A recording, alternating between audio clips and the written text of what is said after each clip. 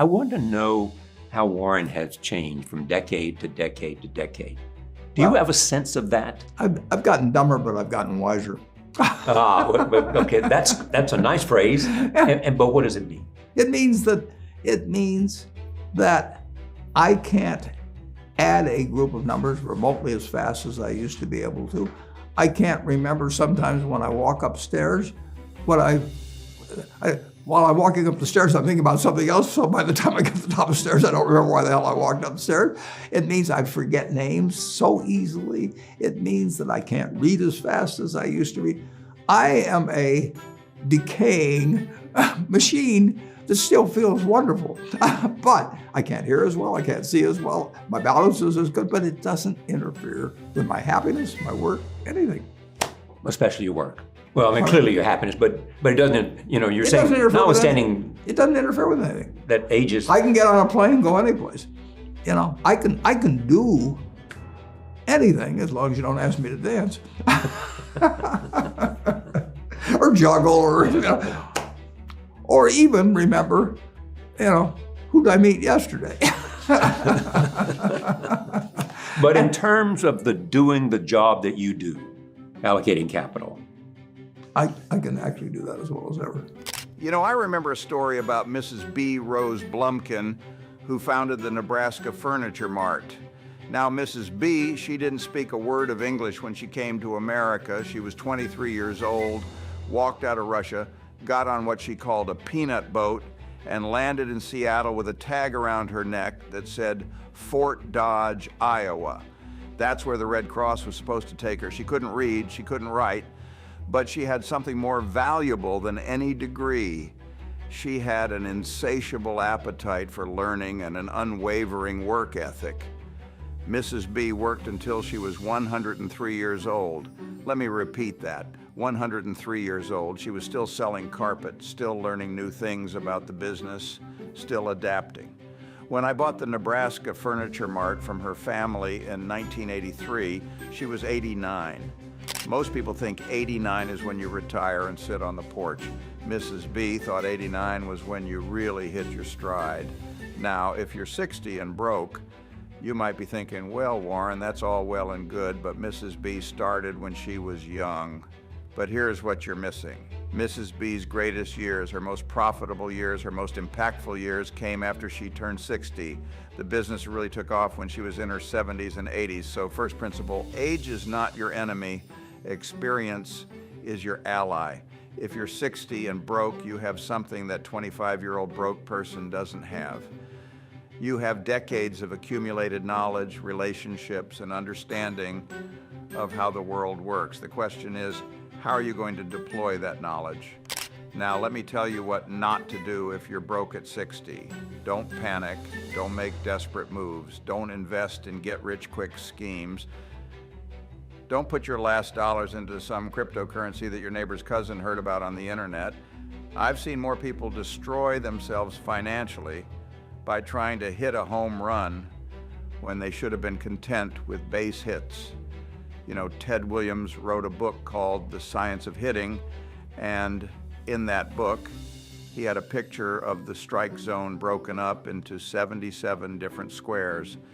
Ted said if he waited for the ball to be right in his sweet spot, just a few of those 77 squares, he could hit .400, but if he swung at balls in the corners where he was uncomfortable, he'd hit .230.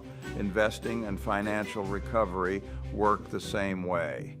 When you're broke at 60, you can't afford to swing at bad pitches. You need to wait for the fat pitch right down the middle. And here's the beautiful thing about money and investing. Unlike baseball, there are no called strikes. You can wait as long as you want for the right opportunity, but while you're waiting, and this is crucial, you need to be preparing. You need to be learning. You need to be building your financial literacy. I can't tell you how many people I've met who are broke, not because they don't make enough money, but because they don't understand money. Let me share something personal with you. My father, Howard Buffett, was a stockbroker and later a congressman. But when I was young, during the Great Depression, he lost his job when the bank he worked for closed. My father was in his early 30s with a family to support, and suddenly he had nothing. You know what he did? He didn't panic. He didn't make desperate moves. He used that crisis as an opportunity to start his own business, Buffett, Falk and Company. Now, my father wasn't some financial genius. He was a good, honest man who understood value, not just in stocks, but in life. He understood that when everyone else is panicking, when everyone else is selling, when everyone else is giving up, that's when the opportunities present themselves. If you're broke at 60, you're living through your own personal economic crisis. And just like any crisis, it contains within it the seeds of opportunity, but you have to be smart about how you approach it. Here's what I would do, and this is practical advice, not theoretical nonsense. First, I would get absolutely clear on my financial situation. I mean crystal clear. Too many people who are broke don't actually know how broke they are. They avoid looking at their bank statements. They avoid adding up their debts. They avoid facing reality. You cannot solve a problem you won't acknowledge. So step one, write down everything, every asset, every debt, every source of income, every expense, and I mean everything. That coffee you buy every morning, write it down. That subscription service you forgot about, write it down. That money you lend to your nephew who never pays you back, write it down. You know why this is so important? Because once you see it all on paper, you'll start to see patterns. You'll see where money is leaking out of your life. And more importantly, you'll start to see opportunities to plug those leaks. I learned this lesson early from Ben Graham, my professor and mentor at Columbia Business School. Ben taught me that you can't manage what you can't measure. This applies just as much to personal finances as it does to investing in stocks. Now, once you have a clear picture of where you stand, the next step is to separate your needs from your wants. And I'm going to be blunt here. If you're broke at 60, almost everything you think you need is actually a want. You need food, shelter, basic transportation, and health care. Everything else is negotiable. I drive the same car I've been driving for years. I live in the same house I bought in 1958 for $31,500. People ask me, Warren, why don't you buy a bigger house? Why don't you buy a fancier car? And my answer is always the same. This house makes me happy. This car gets me where I need to go. Why would I spend money on things that won't make me happier or more productive? Now, I'm not saying you should live like a monk, but if you're broke at 60, every dollar you spend on something you don't truly need is a dollar that could be invested in your future. And at 60, your future is not some abstract concept. It's the next 20, 30, maybe 40 years of your life. Speaking of investing, let me address the elephant in the room. People always ask me, Warren, what should I invest in? And my answer for someone who's broke at 60 is going to be different than my answer for someone who's 25 with a steady income. If you're broke at 60, your first investment should not be in the stock market. Your first investment should be in your earning capacity. Because here's the truth that nobody wants to hear. You can't invest your way out of poverty if you don't have any money to invest. So what does investing in your earning capacity look like at 60? It might mean going back to school, not for some expensive degree, but for specific skills that are in demand. It might mean starting a small business based on knowledge you've accumulated over decades. It might mean becoming a consultant in an area where you have expertise. You know, I think about my friend Charlie Munger. Charlie didn't make his first million until he was past 40. He was practicing law in Los Angeles, doing well enough but not wealthy. Then Charlie started investing his savings, started thinking about businesses, started applying the principles we learned from Ben Graham. Charlie's wealth really accelerated when he was in his 50s and 60s. The point is, it's never too late to start applying sound principles to your financial life, but you have to start, and you have to be patient, and you have to be disciplined. Now let me talk about something that's particularly important for someone who's 60 and broke, the power of compound interest. Einstein supposedly called compound interest the eighth wonder of the world. He said, he who understands it earns it. He who doesn't pays it. If you're broke at 60, You've probably been on the wrong side of compound interest for too long. Credit card debt, for instance, is compound interest working against you. If you have credit card debt at 18% interest and you're only making minimum payments, you're fighting a losing battle against mathematics. So here's what you do. You attack that debt with everything you have. Every extra dollar, every tax refund, every unexpected bit of income, it all goes to paying down high interest debt.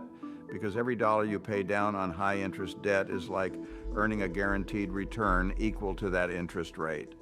Think about it this way. If you pay off credit card debt at 18% interest, that's like earning 18% on an investment, guaranteed tax-free. Show me a stock that can guarantee you 18% returns with no risk, and I'll buy every share they've got. But once you've eliminated high interest debt, then you can start thinking about putting compound interest to work for you instead of against you. And this is where patience becomes your greatest ally. Let me tell you about a study I've seen. If someone starts investing $100 a month at age 25 and continues until age 65, earning 7% annually, they'll have about $264,000. But if someone waits until age 40 to start investing that same $100 a month, they'll only have about $87,000. The difference is the power of compound interest over time. Now, if you're 60, you might think, well, Warren, I've missed the boat. I don't have 40 years to let compound interest work. But you're wrong. If you're 60 today, you might live to 90 or beyond. That's 30 years. And 30 years is still enough time for compound interest to work magic. But here's the key, and this is where most people go wrong. You have to actually save money to invest. You can't spend everything you make and expect compound interest to help you. This brings me back to the fundamental principle. You must spend less than you earn. This sounds simple, but it's amazing how many people struggle with this concept. They think they can't save because they don't make enough money, but I've known plenty of people who make $50,000 a year and save $5,000, and plenty of people who make $200,000 a year and save nothing. The amount of money you make is less important than the percentage of money you save. If you're broke at 60, your goal should be to save at least 20% of whatever you earn going forward. I know that sounds impossible, but remember what I said about needs versus wants. You know, I've been fortunate to meet a lot of wealthy people over the years, and I can tell you that the ones who built wealth, not the ones who inherited it or won the lottery, but the ones who built it, they all have one thing in common. They lived below their means for years and years and years. Take my friend Tom Murphy, who ran Capital Cities ABC. Tom could afford anything, but he drove an old car and lived in a modest house. When I asked him why, he said, Warren, every dollar I don't spend on something I don't need is a dollar I can invest in something that will make me more money.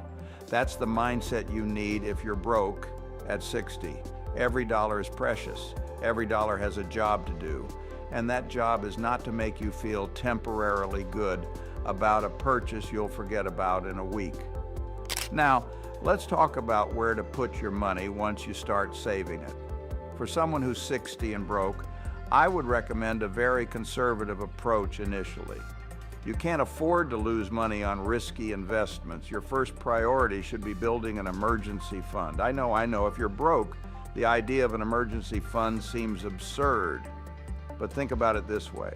If you're broke and you have an emergency, your car breaks down, you need medical care, you lose your job, what happens? You probably go into debt, and debt is the enemy of wealth building. So even if you can only save $25 a month, start building that emergency fund. Put it in a boring savings account or money market fund. You're not trying to get rich with this money. You're trying to stay out of debt when life happens. Once you have 3 to 6 months of expenses saved up, and this might take a while, and that's okay, then you can start thinking about investing. And for someone in their 60s who's just starting to build wealth, I would recommend index funds. An index fund is a basket of stocks that tracks a market index, like the S&P 500. When you buy shares in an index fund, you're buying tiny pieces of hundreds of companies. It's instant diversification, and the fees are usually very low. I've been saying this for years. For most people, the best investment strategy is to buy shares in a low-cost index fund and just keep buying them month after month, year after year, regardless of what the market is doing. You know, I made a bet in 2007 with a fund of funds hedge fund called Protégé Partners. I bet that over 10 years, a simple S&P 500 index fund would outperform any collection of hedge funds they picked. The stakes were high. Each side put up money that would be worth over $1 million by the end of the bet.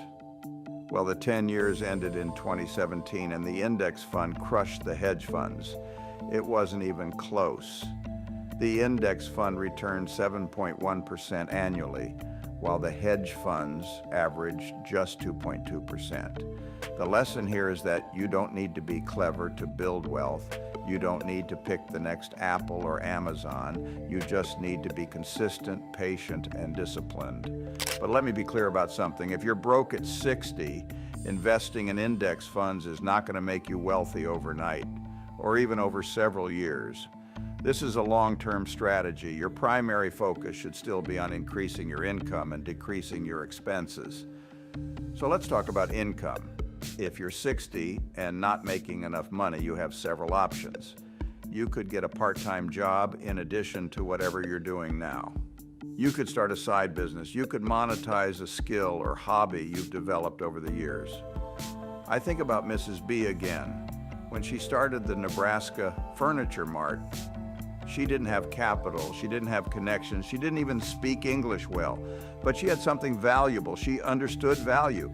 She could buy furniture at good prices and sell it at better prices while still giving her customers a good deal. What do you understand? What have you learned over 40 years of working and living? There's value in that knowledge, even if you don't see it right now.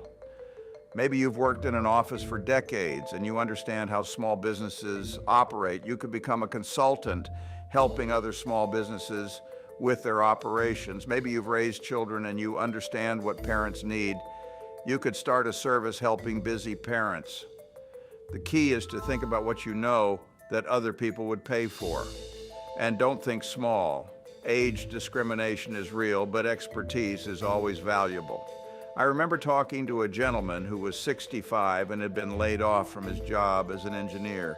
He was worried that no one would hire him because of his age. I told him, stop thinking like an employee, start thinking like a consultant. Companies may not want to hire a 65-year-old engineer, but they'll pay good money to a 65-year-old consultant who can solve their engineering problems. That's exactly what he did. He started consulting for his former employer and several of their competitors. Within 2 years, he was making more money than he had as an employee, and he was working on his own terms. The point is, your experience has value, your knowledge has value, your network has value, but only if you use it.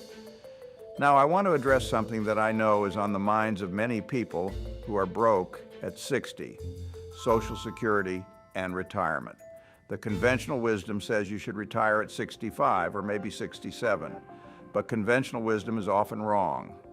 If you're broke at 60, retirement is not an option. At least not traditional retirement where you stop working and live off your savings. You don't have savings, so you need to reframe your thinking. Instead of thinking about retirement, think about financial independence. Financial independence means having enough passive income to cover your basic needs. That might come from Social Security, pensions, rental income, dividends, or a combination of sources. But here's the key. You need to keep working and earning until you reach that point of financial independence.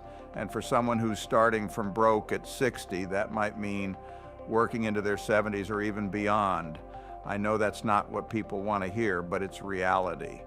And actually, it might not be as bad as you think. I'm 94, and I still work every day because I love what I do.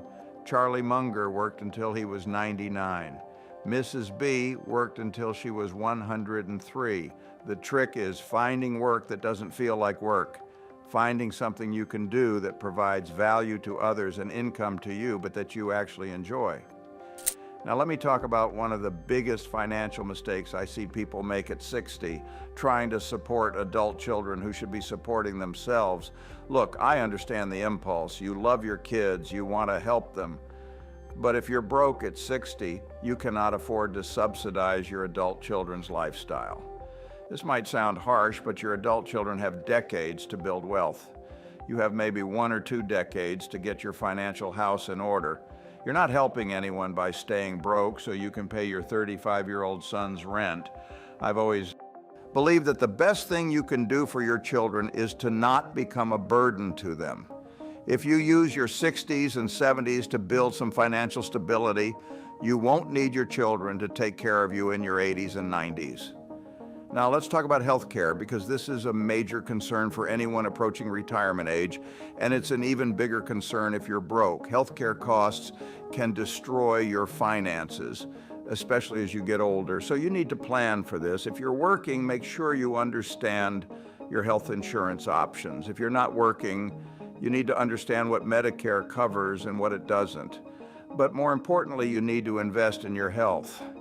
I know this sounds like I'm stating the obvious, but you'd be surprised how many people ignore their health and then wonder why their medical bills are so high. Eating well, exercising regularly, getting enough sleep, managing stress. These aren't just good for your quality of life, they're good for your finances. Every health problem you prevent is potentially thousands or tens of thousands of dollars you don't have to spend later. I've been fortunate with my health, but I also haven't taken it for granted. I may eat like I'm still 6 years old, hamburgers, Coca-Cola, ice cream, but I also stay active mentally and physically. I work every day because I love what I do. I'm around people I enjoy. I don't stress about things I can't control. Now let me share something that might surprise you. Some of the happiest, most content people I know didn't become financially secure until later in life.